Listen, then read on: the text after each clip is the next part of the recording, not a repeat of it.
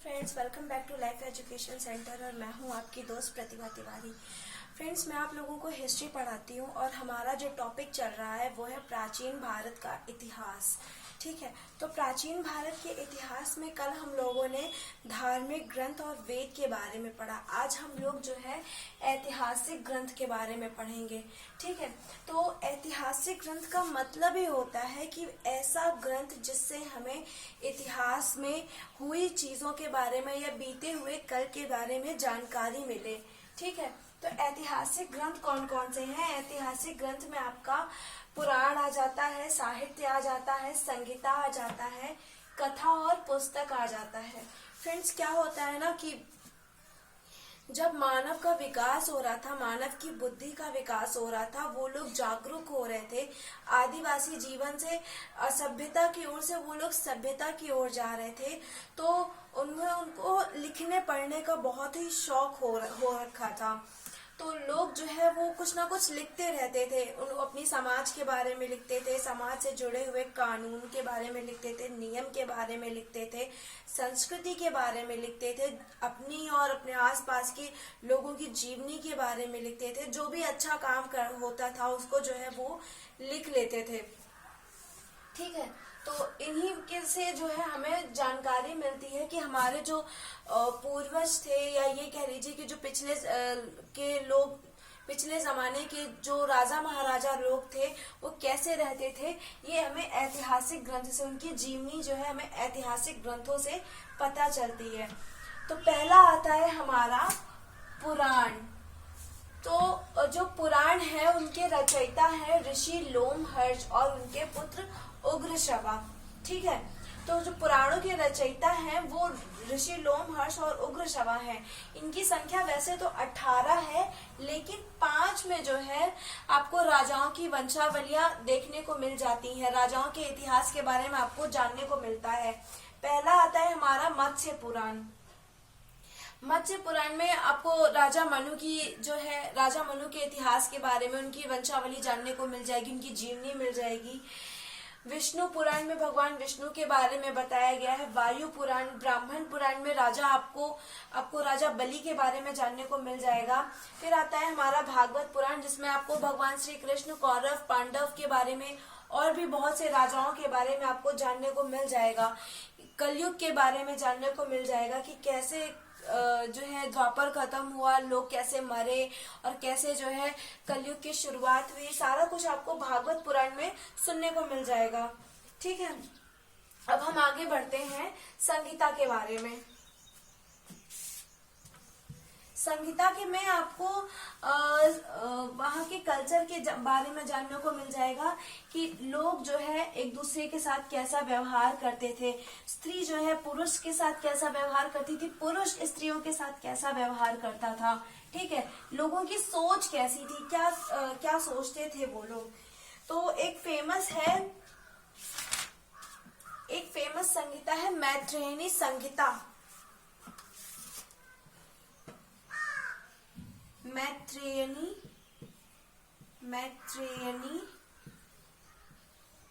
संगीता। ठीक है, संगीता, मैत्रेयनी संगीता। इसमें जो है स्त्री की दशा के बारे में बताया गया है कि उसे जो है जुआ और शराब की तरह पुरुष का तीसरा मुख्य दोष समझा जाता था। वो स्त्री की जो स्थिति थी, जो सिचुएशन थी, वो बहुत ही गिरी हुई थी, उसको जो है एक दोष के रूप में समझा जाता था। और दूसरा आता है हमारा शतपथ ब्राह्मण। दूसरी संगीता है हमारा शतपथ ब्राह्मण। इसमें जो है लोग थोड़े जागरूक हुए थे और स्त्री को अपनी अर्धांगिनी समझते थे, ना कि उसे एक दोष के रूप में देखते थे। ठीक है, तो ये 2 संगीता है जिसमें आपको जो है बताया जाएगा कि लोग क्या सोचते थे, क्या नहीं सोचते थे, कैसे उनका उठना बैठना वगैरह था। अब हम बात करते हैं स्मृतियों की। ठीक है, अब हम बात करते हैं स्मृतियों की। तो स्मृतियों में जो है बताया गया था कि कौन सा राजा कैसे रहता है, कैसे नहीं रहता है, उसके टाइम पे वो अपनी प्रजा को कैसे रखता था, उसके टाइम पे क्या नियम कानून थे।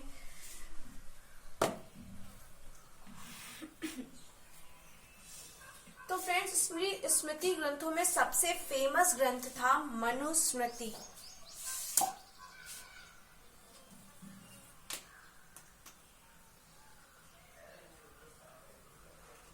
ठीक है, तो इसको ऐसे लिखेंगे कि स्मृतियों में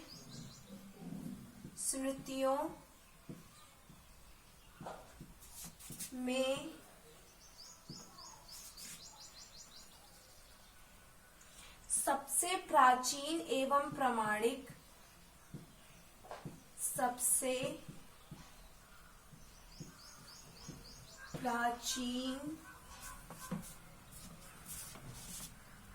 एवं प्रामाणिक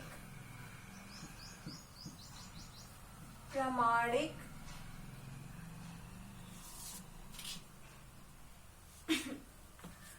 मनुस्मृति मानी जाती है। मनुस्मृति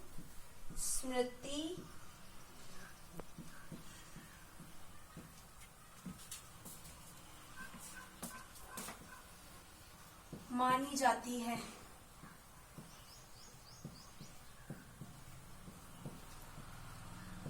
इस तरह के क्वेश्चंस भी आ सकते हैं कि सबसे प्राचीन और सबसे प्रामाणिक स्मृति कौन सी है। तो स्मृतियों में सबसे प्राचीन और प्रामाणिक स्मृति मनुस्मृति है। इसमें जो है आपको शुंग काल का ग्रंथ, मतलब शुंग काल के बारे में जानने को मिल जाएगा कि जो शुंग काल था वो शुरू कहाँ से हुआ, उसका संस्थापक कौन था, कौन कौन से राजा थे, किसने क्या किया। ठीक है, उनके राज्य में उनका राज्य कैसा था, उनके राज्य में क्या क्या नियम कानून थे। तो ये सारा कुछ आपको मनुस्मृति में जानने को मिल जाता है।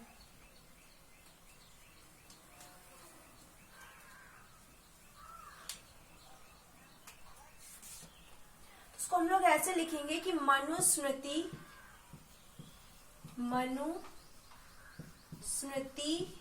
शुंग काल का मानक ग्रंथ है। शुंग काल का मानक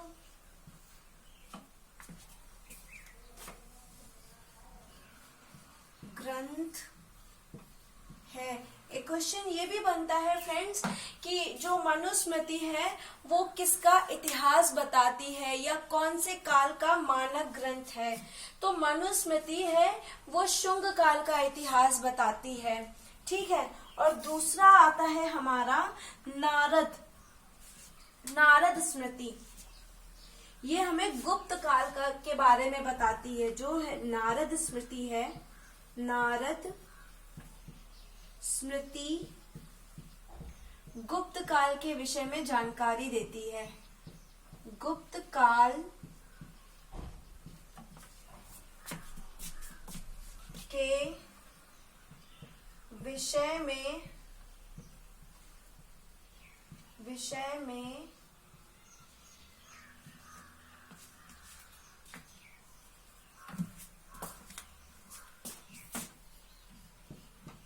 जानकारी देती है।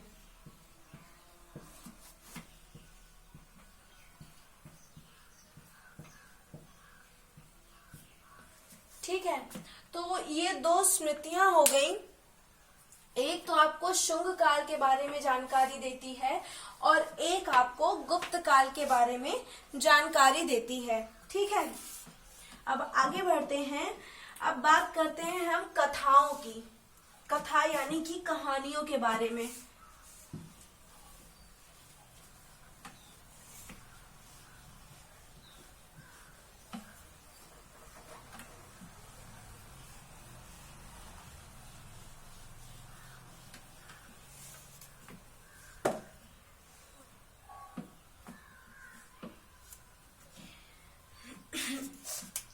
तो कथाओं में सबसे फेमस है जातक कथा। कौन सी कथा? जातक कथा, जिसमें जो है आपको भगवान बुद्ध के विषय में जानकारी मिलती है कि वो अपने पहले जन्म में क्या थे, इंसान थे, कोई जानवर थे, कीड़ा मकोड़ा थे, क्या थे वो। तो आपको उसके बारे में जानकारी मिल जाती है। तो जातक कथाओं में जातक कथाओं में बुद्ध की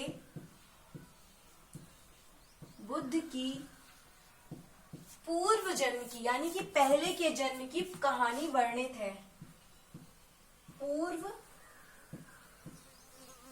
जन्म की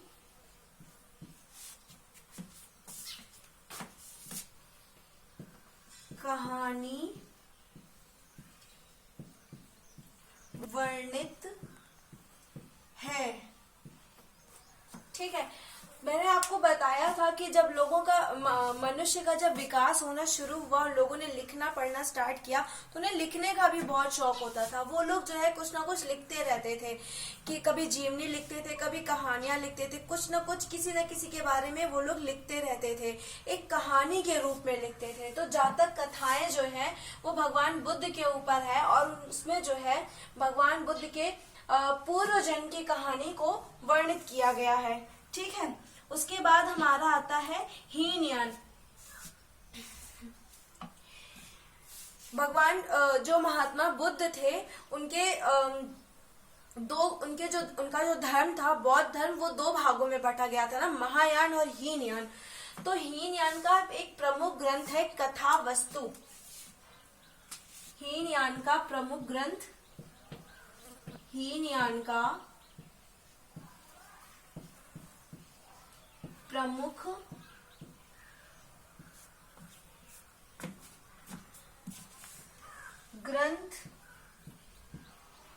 कथा वस्तु है।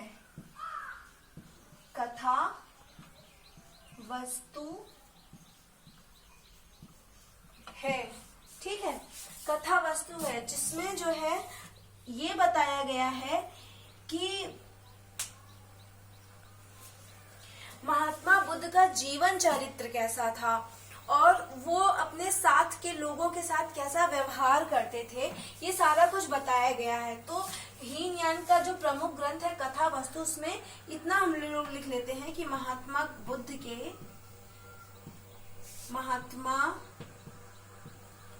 बुद्ध का जीवन चरित्र वर्णित है।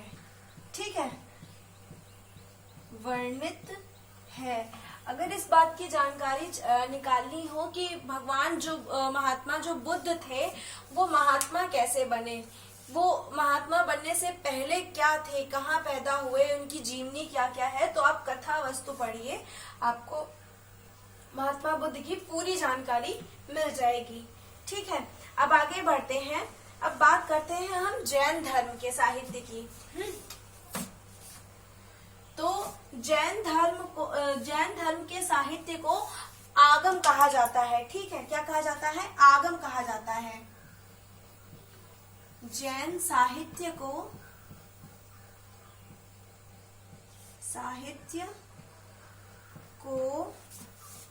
आगम कहा जाता है। आगम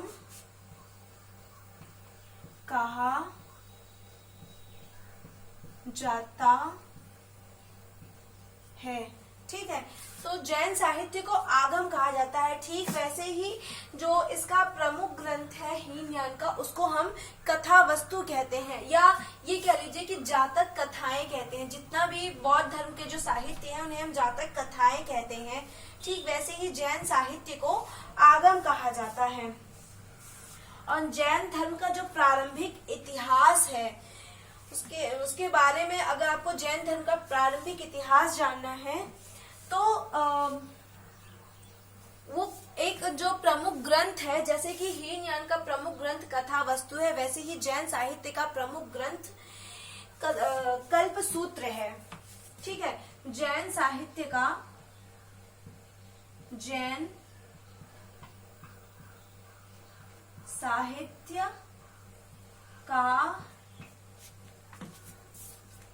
प्रमुख ग्रंथ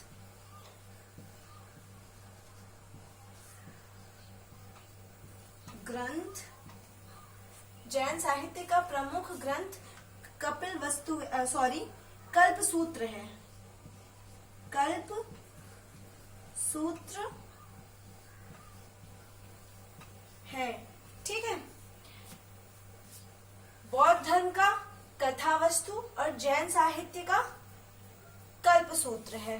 ठीक है, इसमें जो है एक और ग्रंथ है जैन धर्म का जिसको हम लोग भगवती सूत्र के नाम से जानते हैं। उसमें जो है महावीर स्वामी के जीवन कृत्यों का और जो भी उनके समकालिक थे उनके साथ उनके संबंध कैसे थे उसके बारे में बताया गया है। ठीक है, तो यहाँ पर हम ऐसे लिखेंगे कि जैन ग्रंथ भगवती सूत्र में जैन ग्रंथ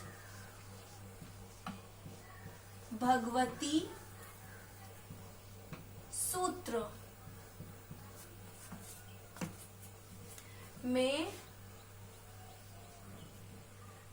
महावीर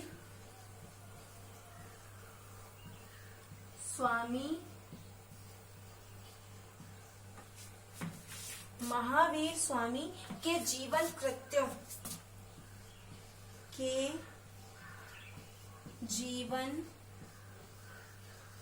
कृत्यों तथा उनके समकालिकों के साथ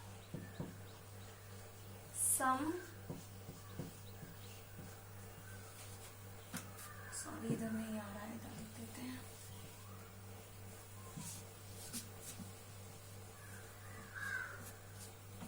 तथा उनके समकालिकों के साथ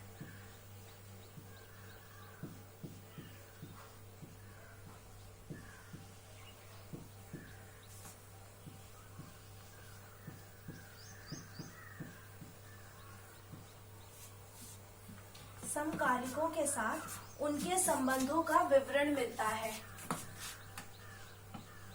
उनके संबंधों का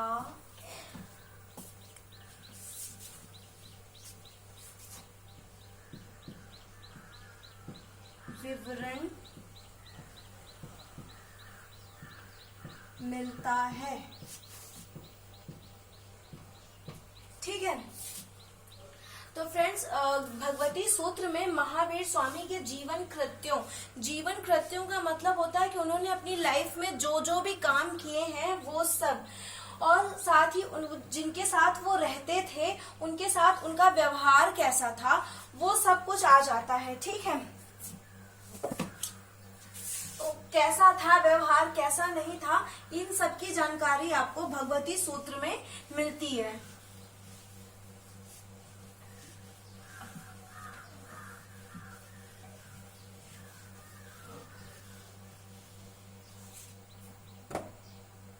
अब बात करते हैं पुस्तकों की, तो पुस्तक और उनके लेखक दोनों की। तो पहला आता है हमारा अर्थ शास्त्र, जिसके लेखक कौन थे? जिसके लेखक थे चाणक्य।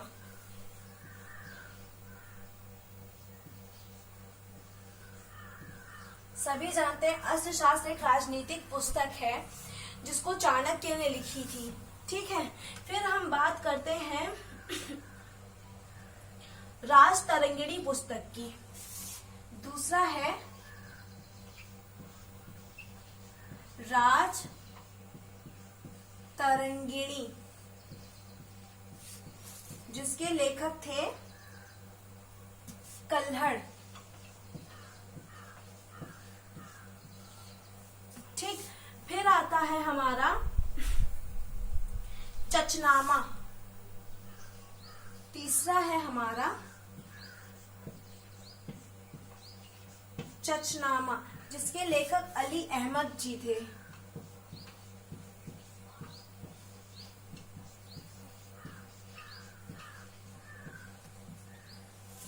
ठीक है, फिर आता है हमारा अष्टाध्यायी। चौथी पुस्तक है अष्टाध्यायी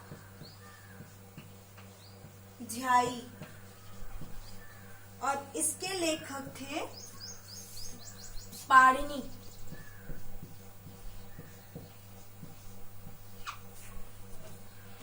ठीक है फ्रेंड्स, तो ये 4 पुस्तकें हैं जिसमें पहली आती है हमारी अर्थशास्त्र। ये वैसे तो राजनीतिक पुस्तक है, लेकिन इसमें जो है वो आपको मौर्य काल का इतिहास जानने को मिल जाएगा। दूसरी आती है हमारी कल्हड़। कल्हड़ में जो है आपको संस्कृत जितने भी दूसरी आती है हमारी राजतरंगिणी, जिसके लेखक हैं कल्हड़। जितने भी ऐतिहासिक घटनाएं हुई है ना, उन सबको संस्कृत में जो है राजतरंगिणी के नाम से कल्हड़ जी ने लिखी थी। फिर आता है चचनामा। इसमें जो है सिंध देश पर अरबों ने जब आक्रमण किया था तो उसका विवरण आता है। फिर आता है हमारा अष्टाध्यायी, जो कि पहली संस्कृत व्याकरण पुस्तक है। तो फ्रेंड्स, ये था आज का सेशन। आज का सेशन हम लोग यहीं खत्म करते हैं। मिलते हैं नेक्स्ट टॉपिक पर नेक्स्ट सेशन में। Thank you.